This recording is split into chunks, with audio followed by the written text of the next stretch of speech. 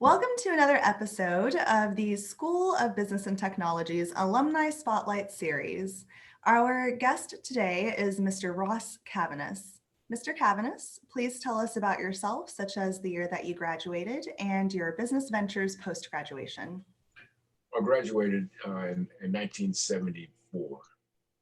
Graduated summer of 74. Graduation ceremony was 75. And worked with JCPenney's for about 7.5, 8 years. And after that, started working with State Farm. And I've been with State Farm about 37 years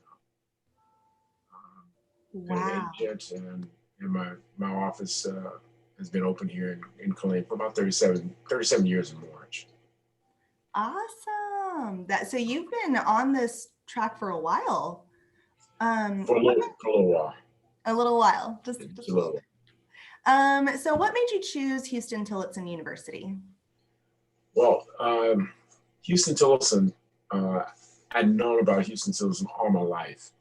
My grandmother graduated from Sam Houston, 1902, somewhere in that range. I had 3 aunts that graduated from Huston-Tillotson, and so it was always on my mind.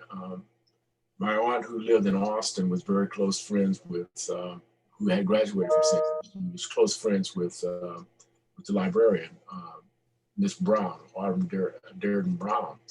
And so it was always on my mind. I always knew about Huston-Tillotson. In fact, that was probably the first college I knew about, Huston-Tillotson and Prairie View. There wasn't very many choices then, so yes, I've always known about Huston-Tillotson.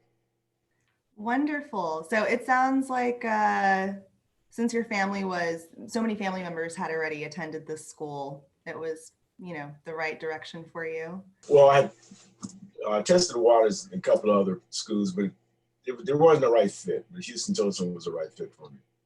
Gotcha. So please tell me about your favorite moment here at Huston-Tillotson. Truly, I guess everybody's favorite moment is graduation, because my parents kind of wondered there, are you going to graduate? So I think that was a kind of unifying moment in my life and my family's life, was graduation day.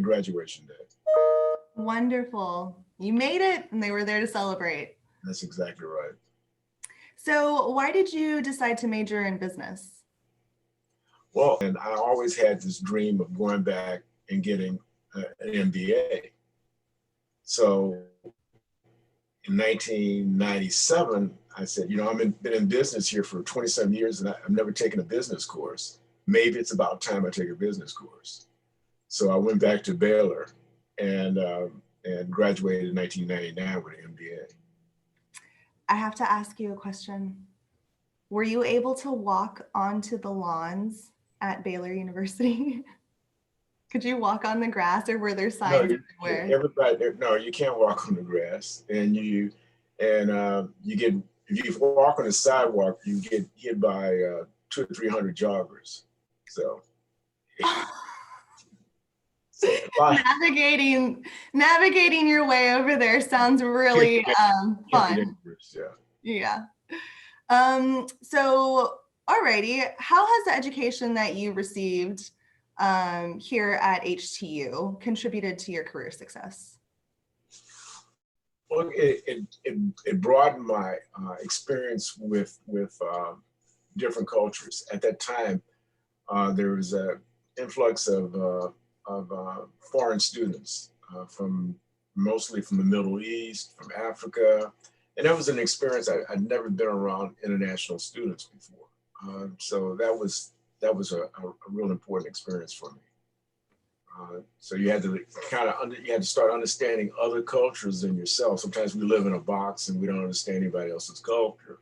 So that opened me up to an international culture. As a native Texan, I completely understand what you're saying.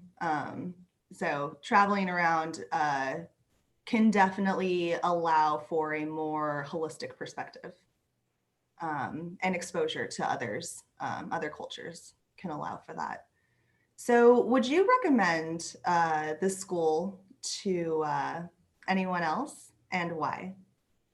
Well, it's gives you a feeling on a personal, it's more personal touch, more personal touch, and it had there are resources there. Being in one of the graduating from Huston-Tillotson now, there are so many opportunities in business, in work fields. All of that wasn't there when I graduated. The only thing you could do was basically either teach school or you could go work for the Texas government. But now you go work for one of the government agencies, and that was basically it as far as career choices. But now you have all the software, the Fortune 500 companies here, the companies that support them. So it's an ideal place to learn. And then as far as like internships, if you can get internships, there's just a whole host of different businesses that you can experience. Gotcha. So would you say that contributed, those limited opportunities after graduation contributed to the direction that you took for your career? Being an entrepreneur, owning your own businesses and things like that? The year I graduated, I thought about going into state government, applying for jobs in state government, but there was a freeze on hiring state governments. Okay, so that means I had to look somewhere else. And basically, my career choice was this. There was a magazine called Black Collegiate. Mm-hmm. And I sent a letter to everyone who advertised in that magazine and got a response from about 4 different companies. And I went with J.C. Penney's. That was one of the companies that responded. So I had to kind of leave town in order to find a job. That wouldn't happen now because so many job availabilities in Austin. So yes, it prepared me to go out and search. Sometimes things come to you easily, but in this case here, I had to search for a career. Mm-hmm. Okay, that's totally fair. That makes sense. What would you say to corporations about investing in the school? Because there's so many opportunities for companies. Again, that's that we hear about companies again being in a box as far as the diversity. Opening to Huston-Tillotson with its diverse student body now opens up the company so they can come to HT and find it's almost like a cafeteria plan. You can come out and you can find people who will satisfy your needs. So that's why I think it's a good fit for businesses to look at Huston-Tillotson for new hires. Wonderful. So to kind of pivot a little bit back to your personal experiences, what advice would you give a young entrepreneur? This may sound kind of old-fashioned. Read. And I'm saying, when I say read, I mean, look at the Wall Street Journal, look at the business sections. Sometimes you say, well, I don't understand that. But if you continue to read, you'll learn the jargon, you'll learn the language of business. And sometimes you'll learn it in a practical mode and not through a book. So what I say is read, look at Yahoo Finance, look at all the business pages. I mean, there are probably 20 or 30 major sources online. It's not like you have to go out and get a subscription to everything. It's there for you. So, I mean, this is a great opportunity. This is a great time where it is there. All you need to do is go out and capture it. And by reading business sections every day, you'll learn business. You'll learn the jargon. You'll learn trends. You'll become a historian in business. There was Stokely Carmichael said, if you read the newspaper every day, you'll become a historian. So you'll become a historian in business if you read business magazines or business literature every day.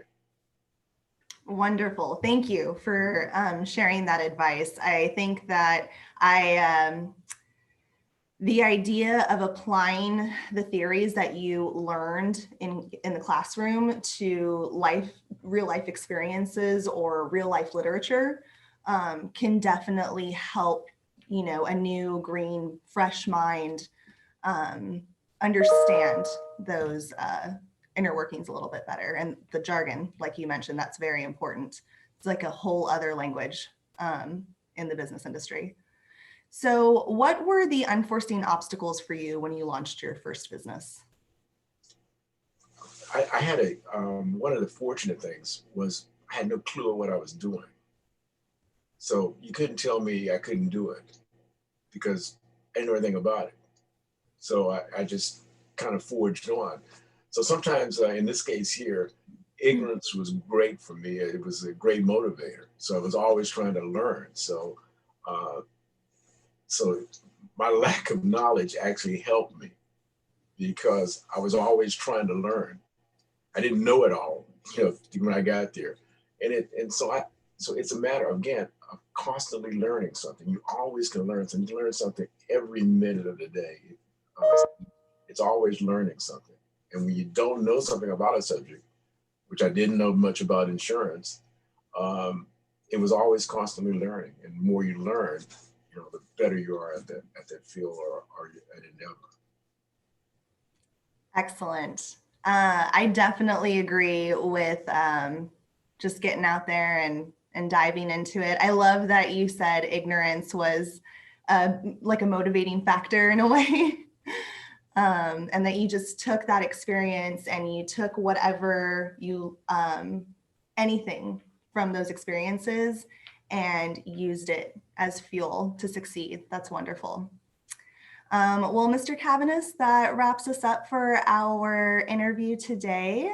I really appreciate your time. Is there anything else that you would like to share?